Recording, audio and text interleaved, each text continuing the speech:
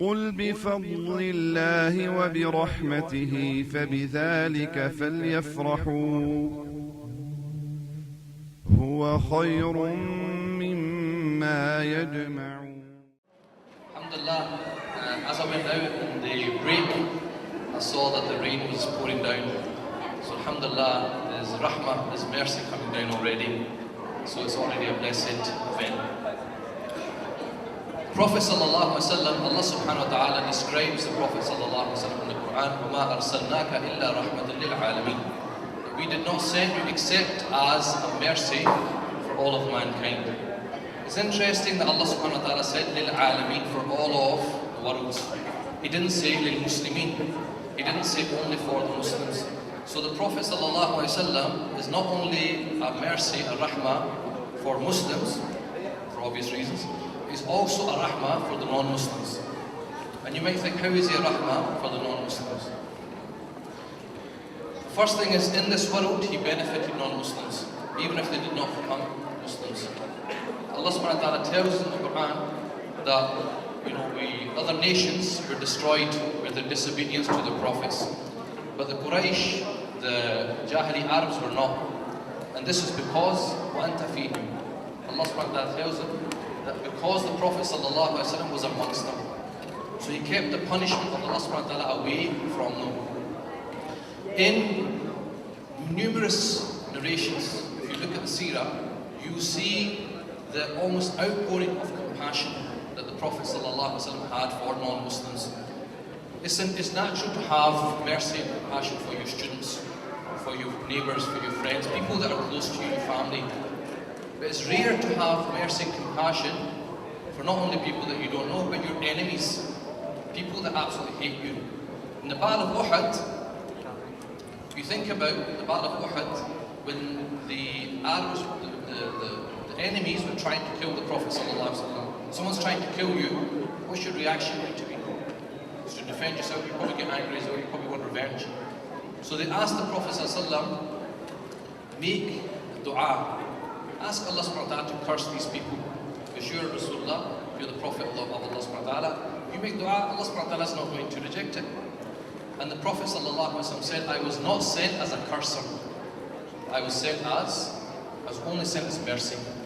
And the Prophet ﷺ made a dua for the people, his enemies. He said, Allahumma ahdi qawmi fa innahum la ya'lamun. Oh Allah, guide my people because they do not know what they're doing. Because if they knew what they were doing, they knew what they were engaged in, and they knew the wrath of Allah subhanahu wa ta'ala would bring upon them, they would not do it. In fact, when blood was pouring down his face, he was trying to capture it in his hand so it wouldn't touch the earth. He said, I fear if it touches the earth, punishment may descend on them. Who are these people? People trying to kill him. And what has he got in return? Nothing but good, nothing but mercy, nothing but compassion for him. This is amazing, this is unprecedented. If you look in the seerah, the Prophet ﷺ reminiscence on his past, and later on the Medina period. He reminiscence on the past being in Makkah. He said the lowest point, everyone has a low point in their life, the lowest point was the day of Ta'if, when he was stoned out of Ta'if. And he was we know from the narrations, his blood poured such that he fell, he collapsed 3 times. The people that were with him, the Zayd and so on, they lift him up 3 times because of so much exhaustion. First of all, if you look at the dua that he makes to Allah subhanahu wa ta'ala, did he complain about the people of Ta'if? Did he complain about the people of Quraysh? He complained about his own weakness. He said, Ya Allah, I am weak. Unbelievable. The angel comes down and says, Jibreel came down with the angel of the mountains and said, Allah subhanahu wa ta'ala says, do whatever you say, we'll do it. If you want the angel of the mountains to crush these people between the 2 mountains, he'll do it. What was the Prophet's reaction? What would our reaction be? People that are trying to kill you. We'd probably say, yeah, go for it, revenge. But no, he said, no, because I want or I wish that these people become Muslims, or that their descendants, people from their descendants will become Muslim. Today, Ta'if is Muslim. If the Prophet had said yes, what would have happened today for Ta'if? This is the rahmah that he had for non-Muslims, for enemies. He had rahmah for animals. Once he saw an animal being mistreated, He said, who is the owner of this animal? He had rahmah for animals, he had rahmah for children, he had rahmah for his own companions. If his companions were missing, he would ask about them, he'd inquire about them, he'd go to see, are they sick, are they ill, what's going on? There was an incident where a Jewish boy, he heard that the Jewish boy was close to death. He goes to his house and he says to him, say La ilaha illallah. And the Jewish boy looks at his father and he says to look for approval, what should I do? And he said, Adir Aba Qasim. His Jewish father says, obey the Prophet ﷺ. And he said the Shahada. And after a few moments he left the earth. He left the earth as a believer. And the Prophet ﷺ said, Alhamdulillah, Alhamdulillah, this person has been saved through my means. SubhanAllah. His only desire was good for people, whether they were Muslims or non-Muslims. That's all he thought about. How do I guide these people? This is the concern that we're supposed to have. This is in the world. In the hereafter, non-Muslims are going to benefit from the Prophet ﷺ. You think, how are non-Muslims going to benefit in the hereafter? We know from the descriptions of the hereafter, before the reckoning starts, it's going to be dark, the sun's going to come low, people are going to be sweating, people are going to be in anguish. You know, sometimes when you're waiting for an interview or you're waiting for an event, they say that the waiting is worse than the actual event. You know, the waiting is painful. When it happens, you think that interview was actually quite straightforward. But the waiting of the exam, the one day waiting for it, you're stressed out, you've got anguish, you've got anxiety. That waiting can be so agonizing. At that time, there's going to be anxiety. People are going to be stressed out because they know what's coming, the reckoning. In the descriptions, the Prophet ﷺ said people will be resurrected naked. Aisha asked the Prophet ﷺ, will they not look at one another? And he said, Ya Aisha, the mawqif, the situation on that day is going to be so agonizing, they're not going to look at each other. Can you think of that? Some people will be sweating until the sweat reaches their ankles, others to their knees, some to their throats because of the anxiety. They won't be able to bear it. They will go to Adam alayhi salam and say, ask Allah to intercede for us. Ask Allah subhanahu wa ta'ala to start the reckoning. He will say, it's not for me. Go to Ibrahim. He's Khalilullah, he's the friend of Allah. They go to Ibrahim, he will send him to the next prophet, until they come to the Prophet sallallahu alaihi wasallam, and he will say, Anala, I am for it. Some narrations say he goes into the sajda. Allah subhanahu wa ta'ala says to the Prophet sallallahu Ya Muhammad, O Muhammad, lift your head. Ask, and it will be given to you. Intercede, and your intercession will be granted. Intercession, all it really means, shafa'ah, means asking good for someone else. That's literally what it means. And it's only when the Prophet ﷺ seeks permission from Allah subhanahu wa ta'ala for the reckoning to start, when the reckoning begin. This is why this is called the great shafa'ah. Shafa'at al-Uzma or Shafa'at al-Kubra, because this will benefit everyone, Muslims and non-Muslims. Every single person that's treading on this earth will benefit from that, from the Prophet sallallahu alaihi wasallam. The scholars actually say there's 5 types of intercession for the Prophet. That's the first one. There's another time where Allah subhanahu wa ta'ala said to the Prophet, take those without reckoning into Jannah. Paradise will not be opened until the Prophet sallallahu alaihi wasallam chaps the door. This ummah, the ummah of the Prophet sallallahu alaihi wasallam, will compromise 2/3 of the people of paradise. So, the paradise will not open until the Prophet ﷺ goes there. Some of his ummah will enter without reckoning. There will be some of his ummah who are destined for punishment. Sinners, like Shaykh Mahmud was saying, the Prophet ﷺ is not just the Prophet of awliya, he's the Prophet of sinners as well. There will be people destined to go to the hellfire. And because of the intercession of the Prophet ﷺ, they will be prevented. There will be people in the hellfire, go into the hellfire, because of the Prophet ﷺ, they will come out. There will be people in heaven, their ranks will be raised because of the Prophet's intercession. That day we know, that day, a man will run away from his brother, his mother, his father. How much do you love your parents? How much do you love your parents? If I said to you, would you give your life for your parents, would you do it? Would you give your life for your parents? Of course you would. Right? I was about to say, would you give your life for your spouse, but skip that. Will you give your life for your parents? Of course you would. Right? And that's what we can agree on. You'd give your life for your parents, wouldn't you? For your children. These very same people that you'd give your life for in this world, in the hereafter, you will not even look at them. Can you imagine that? Can you imagine your fathers on your right side, your mothers on your left side, you won't even look at them? You're too concerned about yourself.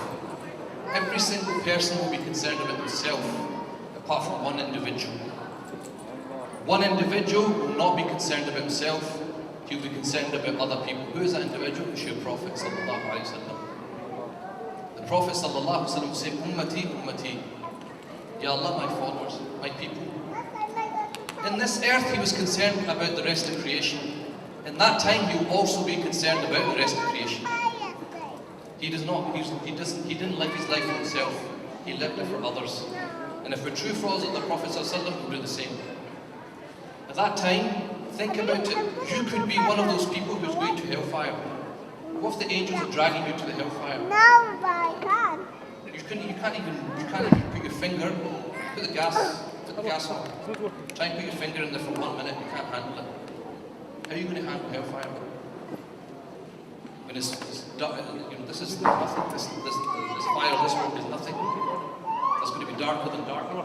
You can't even put your finger in it. So you think about you're being dragged by the angels to the hellfire, and there's one person between you and hellfire, and that's the Prophet ﷺ. The day that you need him, he's going to be there. The day that you need him, he will be there for you. Your parents are not going to be there for you. They might abandon you. Your children, your parents, your friends, everyone can abandon you, but the Prophet ﷺ will not abandon you.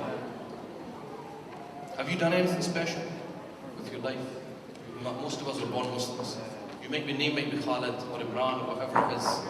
Because you're from the ummah of this Prophet ﷺ, he's going to be there for you. It's that connection. It's because you have a connection. You could have been from the ummah of Musa, the ummah of Isa. Allah could have still made you a believer, but He made you a believer and from the ummah of the greatest of all prophets. And you will realize the benefit of that connection in the hereafter.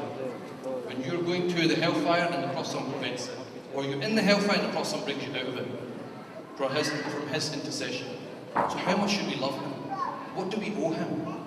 If someone in this world, you were in a crisis, everyone abandoned you, and one person came along and said, I'll help you.